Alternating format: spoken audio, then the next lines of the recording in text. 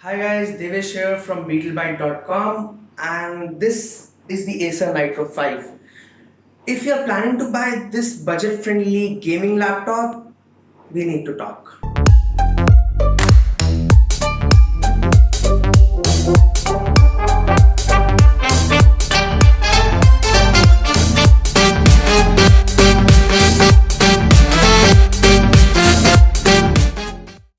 So guys, this is the Acer Nitro 5 and the variant I have right now comes with a Intel Core i5 8300H CPU, 8 GB of RAM, 1 TB hard drive, and Nvidia GTX 1050 GPU with 4 GB VRAM and a 16 GB Octane module.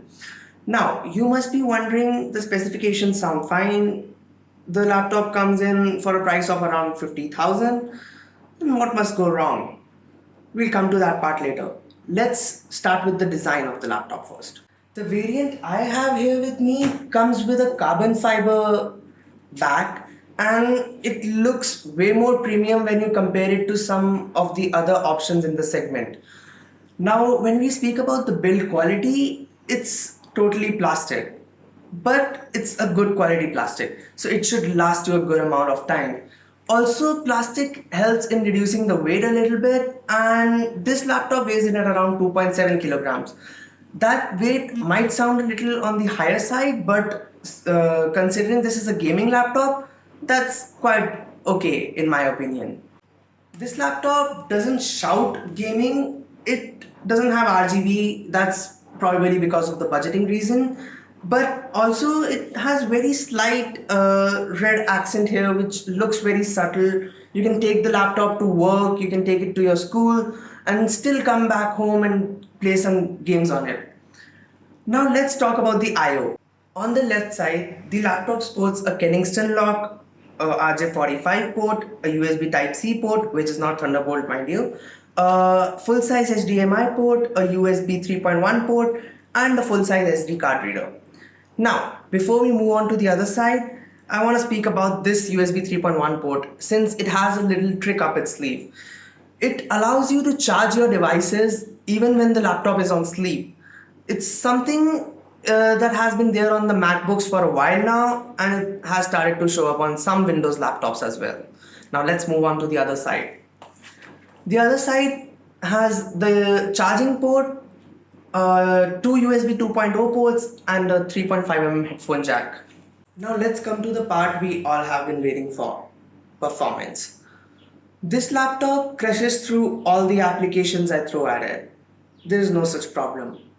But the problem comes in at thermal throttling. I'll explain you how. So, first you need to understand what thermal throttling is, right?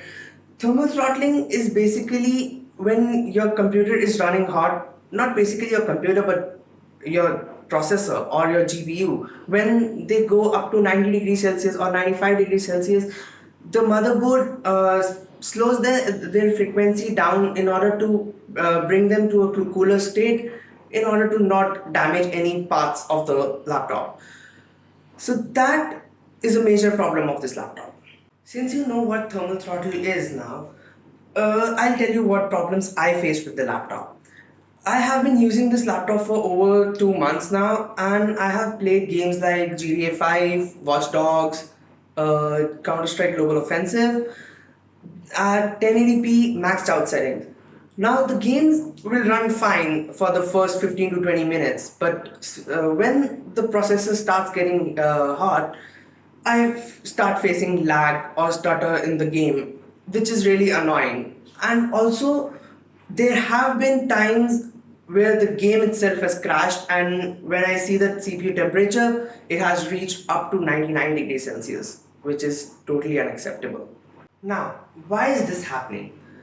It is because of the poor thermal management inside. The placement of the fans, it's not well designed from the inside, and that is what is creating problems. Now, there are a couple of workarounds. First, try to sit in a room with a cooler temperature. Maybe you can turn on the AC.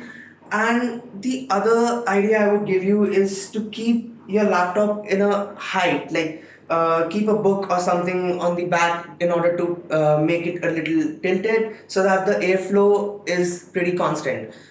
That way you can avoid the problem. But what I would suggest is avoid the laptop altogether. Get a better one. What about the battery life?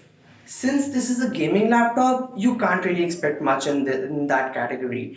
So this laptop will last you around 3 to 4 hours on a single charge, which is not sufficient. So I would really recommend traveling with your power brick around. That's the only way. Let's come down to the verdict. This laptop is not for the gamers out there.